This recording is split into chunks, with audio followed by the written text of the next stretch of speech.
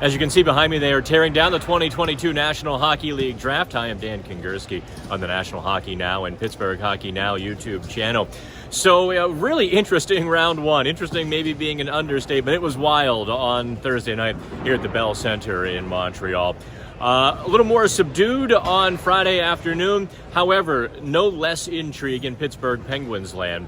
Ron Hextall made probably as frank of an admission as he has made as the Penguins GM. We'll get to Hextall's comments in just a second. We'll kind of briefly touch on the rounds 4, 5, 6, 6, and 7 picks that the Penguins made. In round 4, a unique pick. They went to Russia for a goalie, a 6-foot-tall goalie by the name of Sergei Masharov.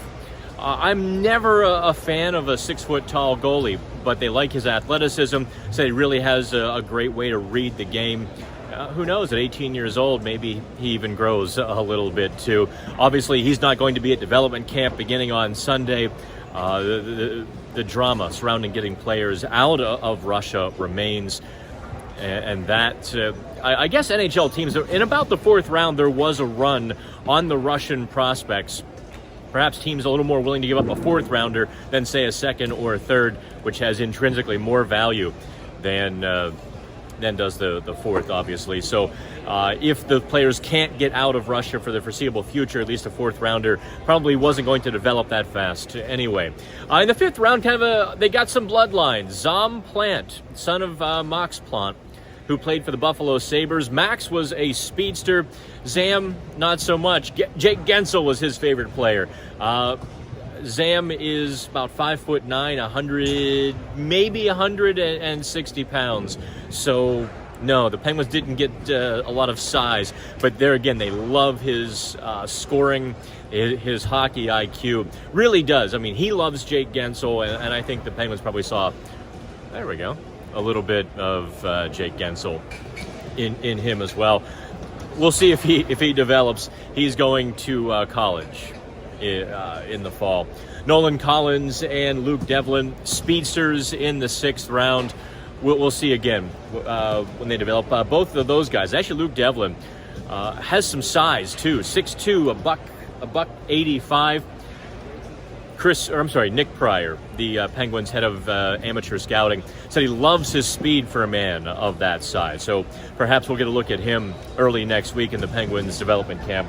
And Nolan Collins as well, 6'3", 194 defenseman from Sudbury, where I think they film Letterkenny. I think that's where they film it, right? And anyway, so now let's get those are the picks. Again, don't expect to see them anytime soon. Maybe somebody slips through. Owen Pickering, the pick in round 1 was certainly the rock star. I don't know if you know the backstory on Owen Pickering, just coming into his body. Really, he was 2 years ago, he was 5'7". He clocks in today at 6'4", a buck 80. So that 180, they're going to put a lot of meat on him. He's going to be a lot of protein shakes, a lot of cheeseburgers, and a lot of weightlifting for Owen Pickering. I wouldn't expect him to make the NHL in 2022, but everybody, all of the scouts, all of the draftniks were raving that Pickering was still there for the Penguins, and a lot of the Penguins were making a very good pick. So the Penguins may actually have a right-handed defenseman in the pipeline. By the way, I looked it up. The last time the Penguins drafted a right-handed defenseman who made it to the NHL in their own sweater, 2007, Robert Bortuzzo. And 2 years prior to that, who that was, Chris Letang, who signed the big contract this weekend. So let's get to Ron Hextall's comments here. I like to keep these to 5 minutes or less. Let's get to Ron Hextall's comments now. The frank admission from Ron Hextall that, in fact, he's got some balls in the air regarding making a trade. He ideally wants to shed some salary here in the next week. He actually saved a little bit of money with that long-term extension for Chris Letang. 6 years, a 6.1 AAV. So actually, the Penguins get $1.25 million less than they were paying Letang last year. Now comes the contract with Evgeny Malkin. I just don't have any good sense that it's going to happen. I really don't. Regardless of that, Hextall wants to shed some salary.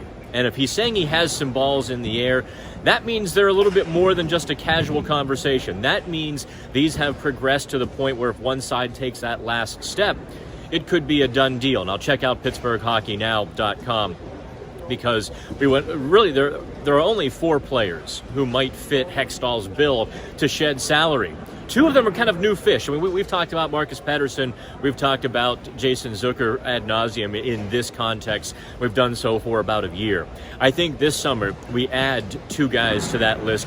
Brian Dumoulin, maybe the most valuable of the 4 Penguins who have that intermediate $4 or $5 million salary. Dumoulin had a down year. Injuries.